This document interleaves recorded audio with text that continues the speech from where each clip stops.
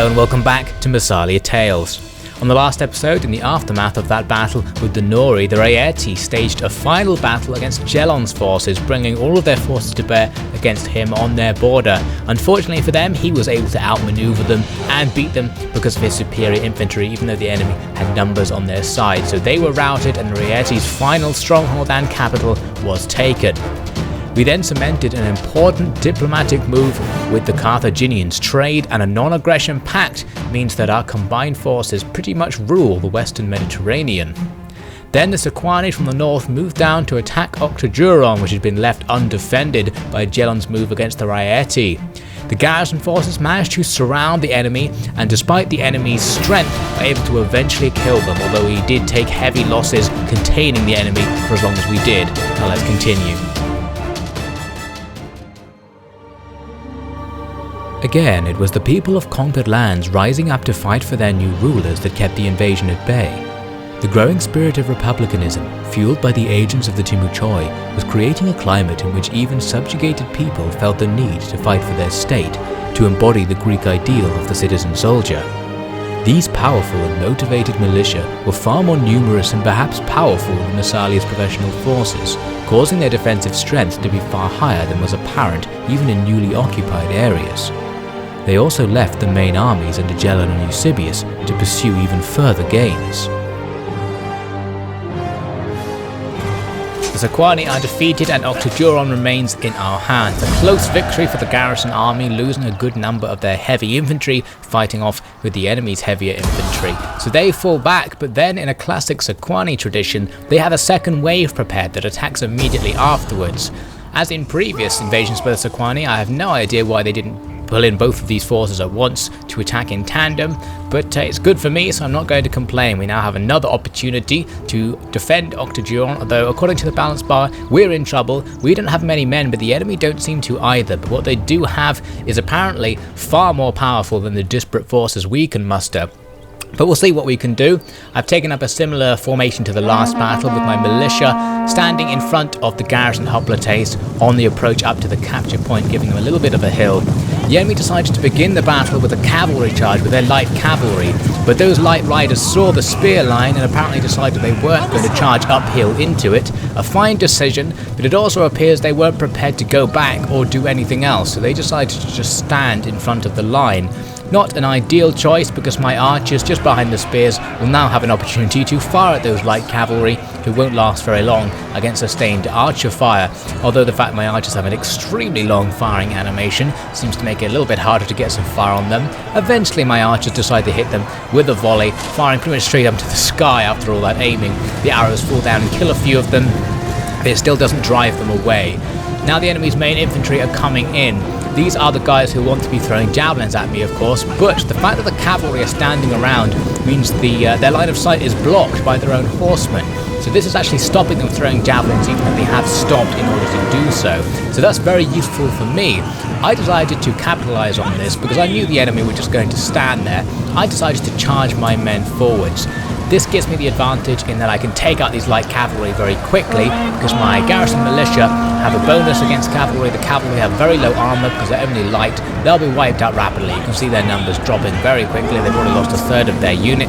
Meanwhile, other guys are going to come around to engage the enemy's mainline infantry in melee. These more powerful garrison hoplites charging through to smash into the Gaelish. This will stop them from throwing their javelins towards me. And since that constitutes pretty much their entire force, we've got them locked down, and now we can do what we want.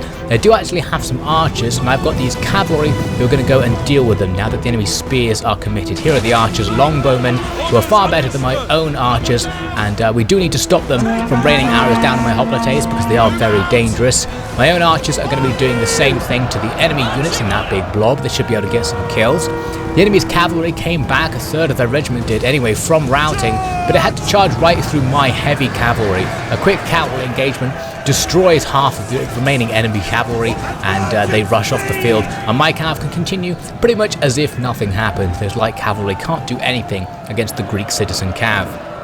So now the big blob of enemy troops is ripe for the surrounding. They've all engaged with my units, and I have loads of free guys who I can start throwing into battle at various angles. The enemy are of course better than me in terms of man-for-man fighting power, especially because their general unit in there is a very heavy spear unit which should be able to best my militia.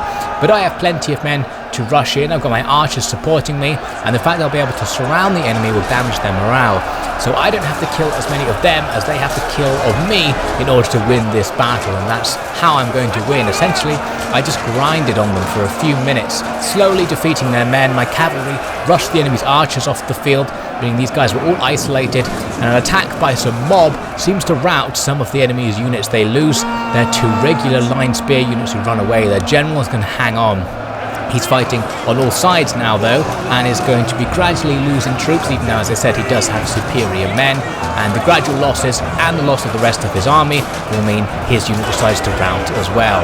In the end, a heroic victory for the forces of Octajuron. It went far better than the previous battle with the Sequani, mainly because the Sequani brought so few troops this time that those units, although powerful, were unable to maneuver against my many small battalions.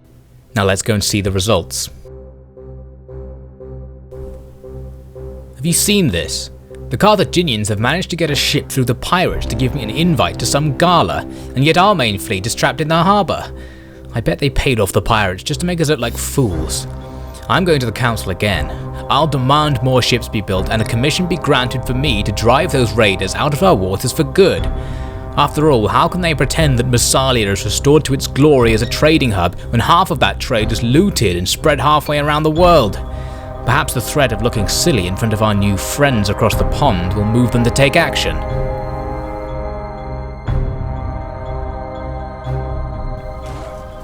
So the Sequani are beaten yet again, and our casualties are absolutely minute. The enemy completely eradicated. A fantastic battle for the defenders of Octajuron. Now the Sequani presumably have no troops left.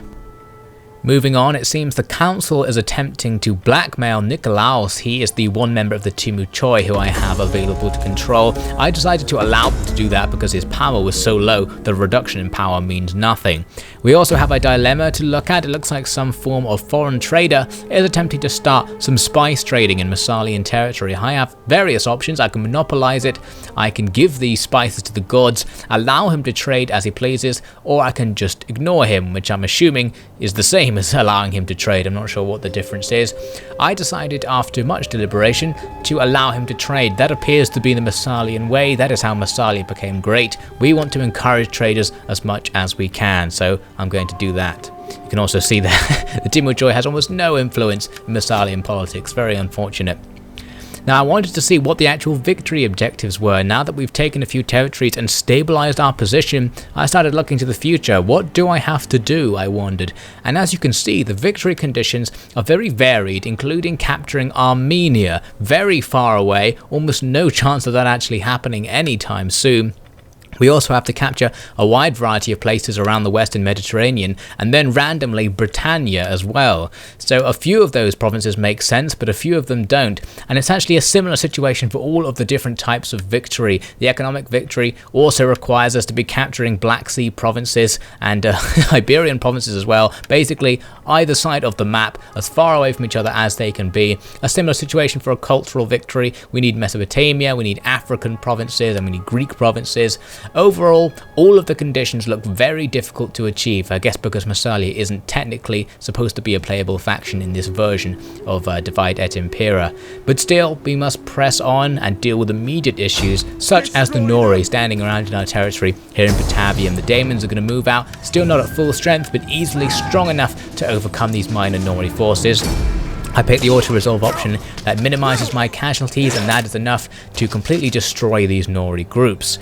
So this means the Nori now have no forces as far as I know. They only have one territory, and that one territory is going to be ripe for the taking. Capturing it will also unify a third province. All of the provinces going around the Alps are part of the same province. So capturing Noria here will mean we have 3 provinces on our hands and can use an edict to start bringing the province more under our control, which will benefit us rather than just trying to hang on to Korea and Octajuron as they are. So I had the option of attacking now, but I actually wanted to regenerate some more troops first because Noria looked a bit powerful, so we'll see that in a moment. Now I decided I was going to try and pull someone onto the Timu Choi to give ourselves a little bit more influence, because you need it to get bonuses, faction-wide bonuses, for having lots of influence. I decided that Cretheus was a perfect opportunity to do that. I can marry him into some family within the Timu Choi for a small amount of money. I chose to do that, but apparently he's still in the council, at least immediately after me making the decision. I've never actually used the political system at all in Rome 2, so I don't know if there's some form of delay before he comes to join my faction. So we'll see what happens there. At least in principle, we are going to be getting Cretheus into the Timu Choi, and perhaps other officers from the council as well, as I build up the money and the chance becomes available. Now Gelon, occupying the Ariete capital in Korea, doesn't really need to be there because there's nothing that can attack him where he is. I decided instead he's going to be much more useful coming to defend Octoduron. He can just about make it to the crossroads that goes down to the final pass north of the Alps into Sequani territory. So he can now stand there and stop the Sequani attacking again, although I suspect the Sequani don't have any troops left.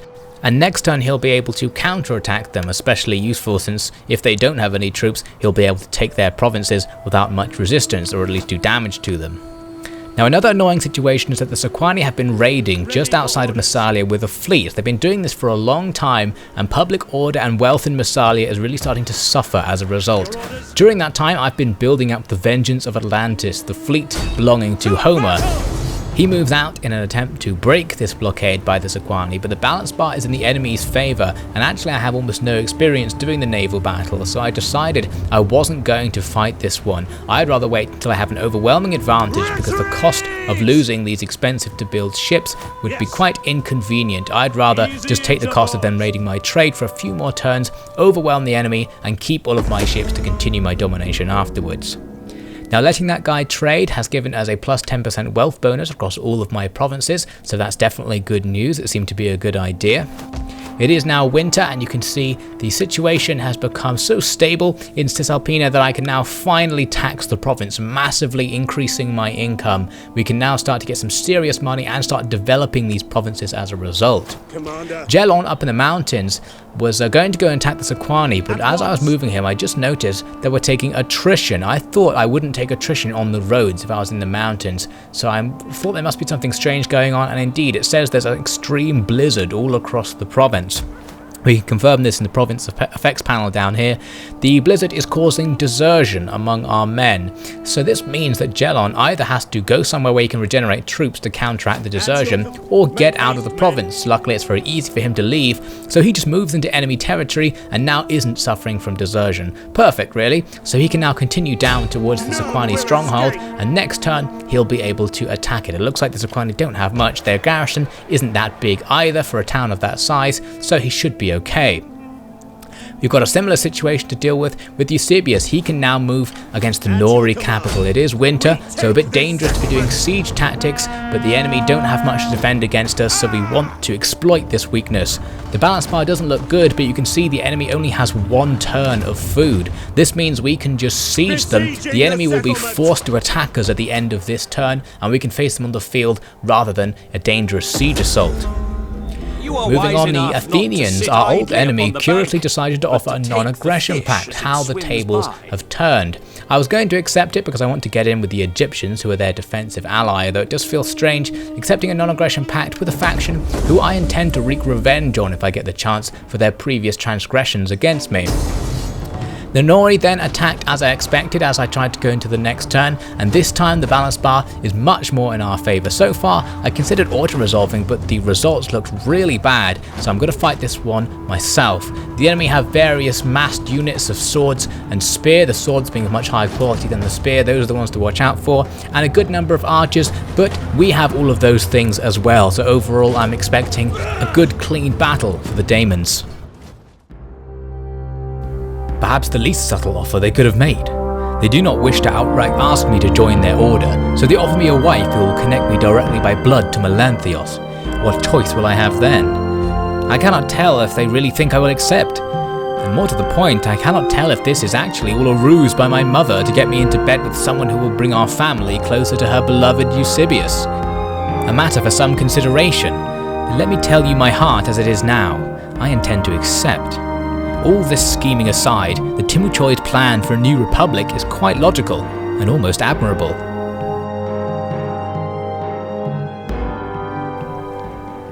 The Daemons set up on some pretty rough terrain, somewhat hidden in a forest. This terrain has lots of little bluffs and cliffs among it, which makes it quite difficult to set up a consistent hoplite phalanx, but I've done my best, a pretty generic formation in the middle there. The only surprising elements is a pike phalanx sitting on the right flank, and on the extreme right, hidden swords, although they're not so hidden. It claims they're hidden, but they're actually in clear sight of the enemy, so they'll be coming unhidden soon enough. More hidden are these cavalry off even further to the flank, who should be able to attack the enemy once they pass by. So the enemy army is simply going to advance towards us. I'm just going to sit on my little position, my high ground, and wait for the enemy to reach us. They have nothing they can do but attack the front of my hoplite phalanx, so that's fine by me. As they approached, my cavalry were discovered by the enemy, so I decided to get them out of the way, just in case the enemy diverted units to attack them. I want to let the enemy pass before I do anything with my cavalry to try and attack the enemy in the rear. As predicted, my swords came out of hiding as well. The enemy can clearly see them, but it's not like it's a problem because their position is really good. The enemy can't do anything about those swords. Even if they do go and try and attack them, that's good for me. So for now, we'll just wait for the enemy to come and attack the front of my line. The pikes in particular, eagerly awaiting the arrival of the enemy troops. The archers, just in front of the main phalanx, begin to hit them with a few arrows as they come in. It looked like the enemy might actually outflank that pike phalanx, so I did send some swords down to guard their flank. I wanted to attack with my cavalry, but you can see that one unit of spears that the enemy has left behind means I can't really do that safely. Very cheeky from the enemy there. But still, the rest of the enemy forces are now going to rush and attack my line. My javelins just behind the line are going to inflict casualties on them as they come in, and then continue to do so whilst they're locked in place, particularly here where the enemy are going to be completely static. There's nothing they can do to get through this pike wall. So we pretty much just got the enemy stuck doing nothing there. All along the line, you can see we actually have quite a bit of a height advantage. In some sections, we're really far above the enemy, which will give our guys a massive advantage. We also have very weak enemy troops in the middle to contend with, which means our phalanx will beat them very quickly, especially because they're being cut down by these javelins. Those guys have no shield and no armor. The javelins will obliterate them. So the enemy centre is going to break quite rapidly, meaning we'll be able to attack their flanks with more troops soon. My swordsmen, turns out, were not needed to guard my flanks here on the right, so they can move down to start attacking the enemy in the rear once they get the chance. On the left flank, the enemy decides to attack with heavy cavalry, attacking the back of the phalanx. A good move from them, but I had some reserve spears I could move in to stop that attack being very effective. My spears got quite severely knocked about by the enemy's charge, but we have managed to lock the enemy in position. The hoplites, who aren't facing any infantry from the front, can turn to attack those horsemen in the rear as well, so overall the horsemen are in trouble. The enemy's broken centre allows me to rush troops to chase away the enemy's skirmishers, preventing any casualties they might incur. Far on the right, my swords have engaged the enemy spears, who were stopping my cavalry from moving in, so the cavalry are now on the move. Another unit of swords has attacked the guys who were fighting my phalanx in the back, so those enemy infantry are now in trouble. They're stuck and they're gradually being killed from two sides. My horsemen will now come in to attack the enemy's local skirmishers. A volley of javelins does nothing, although one guy there gets a javelin stuck in his shin and just runs through it like a boss. But the cavalry will now come in and begin to eradicate those units, other units being driven away. At this point, the enemy's main body of infantry are starting to fall back. This battle is rapidly going in our favour. We pretty much just chased the remaining enemies off the field in the centre there. The enemy skirmishers, though, were surprisingly resilient. They didn't really run away, even as the main line did, so we had to start chasing them. And since they just skirmished away from me, the battle went on for a bit longer than it really needed to. Here, though, I did manage to catch some of the enemy skirmishers in melee, and they are quickly defeated by my hoplites. They, of course, stand no chance whatsoever. On the right side of the line, some of the enemies are still fighting on there, but the rest of their army is quickly being driven off the field, and supposedly they know about this, so they're not going to be fighting on much longer. These hoplites are just chasing off some more enemy archers. The archers actually did a good amount of damage skirmishing with my heavy infantry and running away, so it was a good tactic, but it doesn't save the battle for them. The rest of the enemy's forces rout. It's a decisive victory for Eusebius. We didn't expect anything less than this given the favourable situation. Now this means the Nori have nothing left. We'll be able to capture their province because they're out of food, they're out of luck, and they're out of troops. So let's take a little look at the battle results. We shouldn't expect anything drastic here. Looks like we lost a very small percentage of our army. The enemy army actually still has a lot of guys alive, but since they are going to surrender at the end of this turn, it doesn't actually matter that we didn't defeat all that many of them. So time passes on and the Sequani for some reason stop raiding my trade in Massalia. Very kind of them. I guess that means I don't have to fight them with my navy, which is quite useful. Now as expected, Noria falls and Eusebius occupies it at the end of the turn, although unfortunately he did still take attrition. This also levels up our Imperium, giving us the ability to use new edicts, which is particularly useful because we've just unified Rhaetia, a Noricum which can have an edict to try and stabilize it a little bit. For Jalon, he now has the opportunity to attack the Sequani if he so wishes. However, the capturing of Noria means that this province is now very unruly and it's definitely going to rebel. And I've already got them untaxed as well, so I couldn't use that to increase public order. So something's going to happen, and I was wondering whether I should bring Jalon back to deal with that situation. The alternative is to just gamble the rebellion happens near Noria so that Eusebius can deal with it, which is what I decided to go for. I also need to deal with the food shortage that this province has, so I'm destroying some proving grounds. Now the Nori had a few forces sitting next to the town that I just needed to wipe out with the Daemons, so we get rid of them, and that will be the end of the Nori clan. Our war with them was not very long, and it was very decisive in our favour, despite the Nori having an advantage to begin with, so they will not be very happy with that result. It definitely wasn't the result they were expecting. So we've now got new neighbours to deal with as a result of taking Noria, various tribes and kingdoms who could now threaten us. How they'll act towards us is going to depend on the diplomacy I do next. We'll see what happens next time. With the future looking more secure, the leading figures in the political sphere were divided on the next move.